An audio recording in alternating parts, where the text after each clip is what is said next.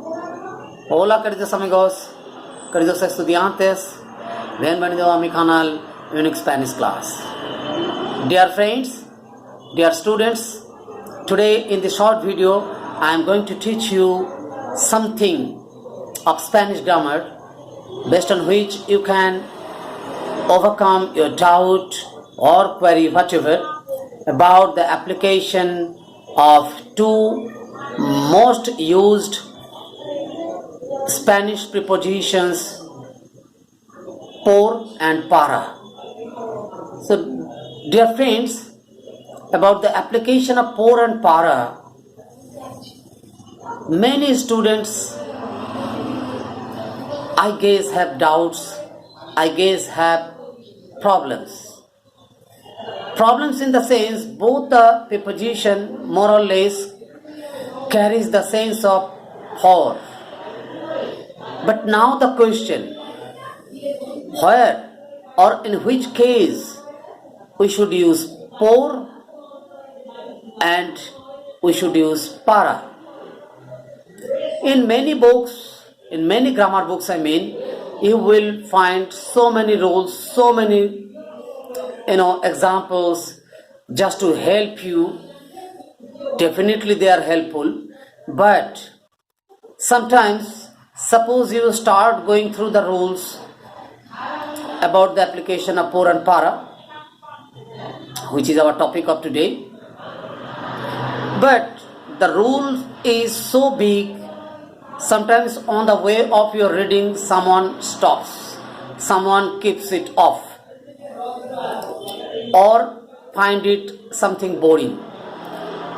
But I am sure if all of you follow the rule I am going to tell you about the application of por and para, you will find it super interesting.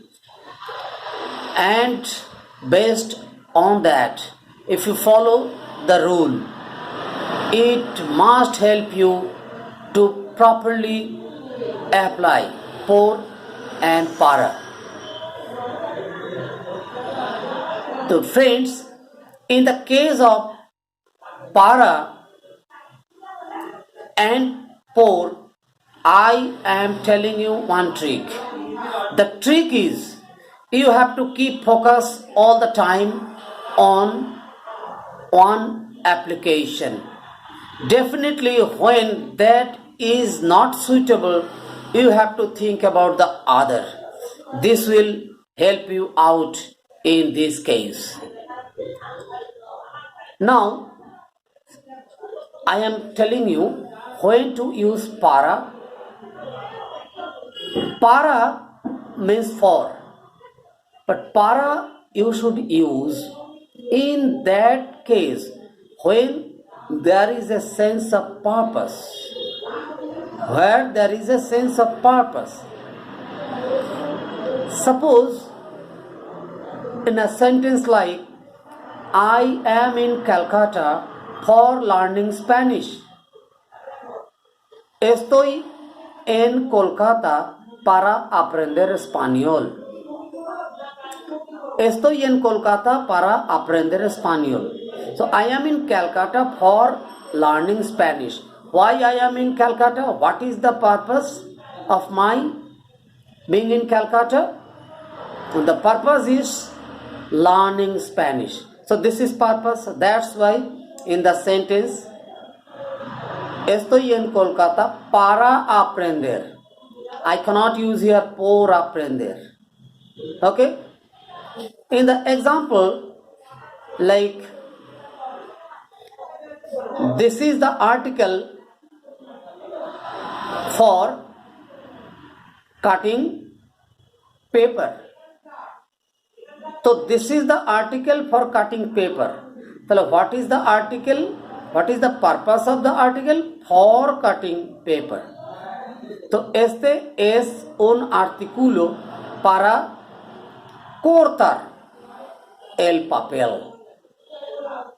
So that's why again para cortar, for cutting, the purpose is being indicated here. That's why para cortar el papel. Again, In the example, we are here for the bus. We are here for the bus. Estamos aquí para el autobús. Why we are here? For the bus. So this is why, dear friends, no need to worry about that. So where there is a matter of purpose of the action you are doing and the action of the verb, so in that case please use para. Okay, no need to think about por. So as I told you earlier, in the case of application, para and por, think about one. When para you cannot use, the conditions based on which you have to use para. If you don't find that condition in the sentence, so definitely you have to switch to the use of por. For can be there in the sentence, but you have to understand the for is indicating purpose or cause. If you don't find the condition of using para, automatically you have to think there might be the application of por. This trick will help you. Okay?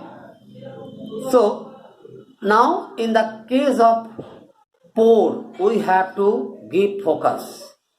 If we remember, then it is okay. And even if we can't even remember, no problem. Because the same trick as I told you, think about para. If you don't find the application of para, so automatically you have to think about por. Para means for in English, por also for in English. But the difference in English, in every case, whether there is purpose, whether there is cause or something else, where we use for. Suppose we are here for the class, purpose is indicated by for. We come late for rain, here for indicates the cause. We are late, why? What is the cause? Rain. So this is the normal thing in English. Cause or purpose doesn't matter. Everywhere there can be the application of for. But in Spanish, you have to categorize whether there is purpose or cause. So in the case of purpose, what you have to do? I have told you just, you have to use para. And when the purpose kind of indication you don't find in the sentence, directly try to think about por. Okay, but still some conditions of using por I am telling.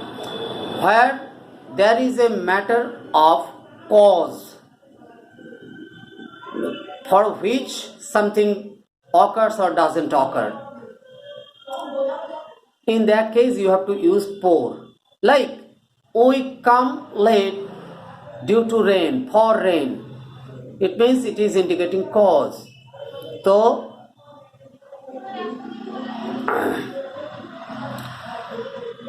we come late. What is the sentence?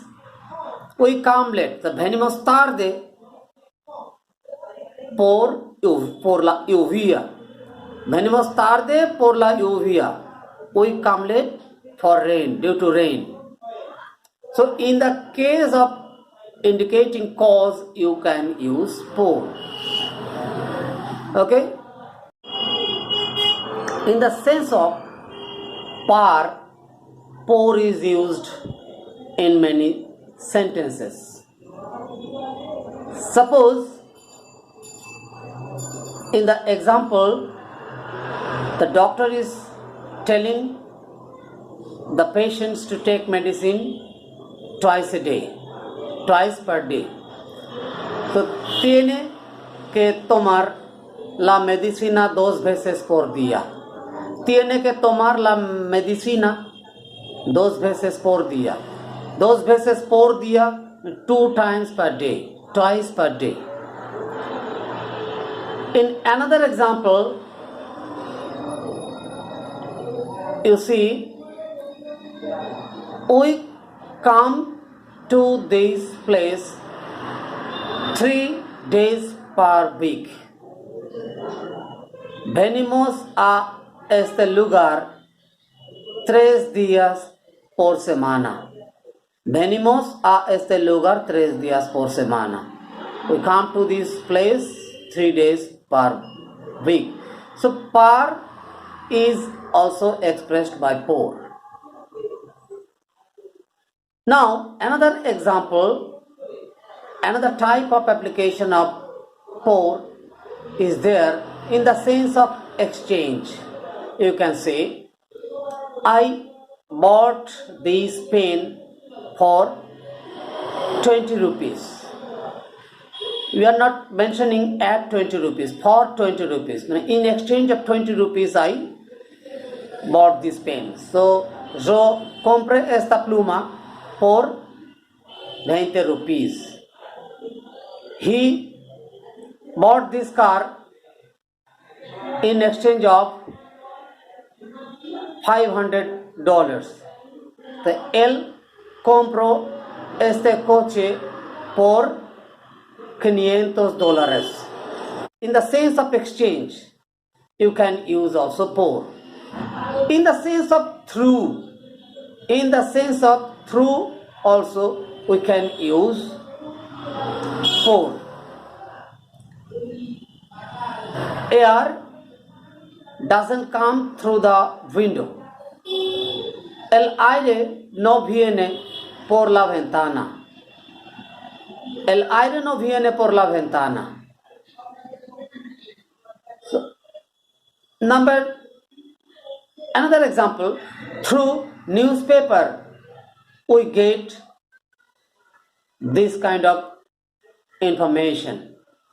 Por el periódico tenemos esta información. So through newspaper we have this kind of information. So in the sense of through, sometimes in the sense of support or by, we can use also por. The work has been done by dicha. El trabajo ha sido hecho por dicha. El trabajo ha sido hecho por dicha. The work has been done by dicha. By whom? By dicha. Okay? Spanish is taught mainly by the Spanish people. Español es enseñado especialmente por los españoles. Spanish is taught especially by the Spanish people. So in the sense of by, we have learned. In the sense of through, we have learned. In the sense of for, we have learned. In the sense of exchange, we have learned the applications of por. So like this, dear friends, we can easily categorize the application of por and para very easily. For your quick and better selection of por and para, first, as I said again, I am telling, first you have to find whether there is the condition of using para in the sense of purpose or not. Meaning that you have to find whether there is the sense of purpose. If there is the sense of purpose, use para. Otherwise, you have to think about por. And this is how everything will be easy for you, and you will be able to overcome your doubt about whether to use por, whether to use para.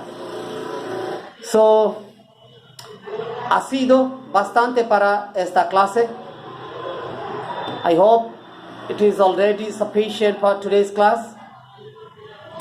Con este tipo de video, yo también estaré presente otra vez. So, Eso es para hoy. Hasta el próximo video.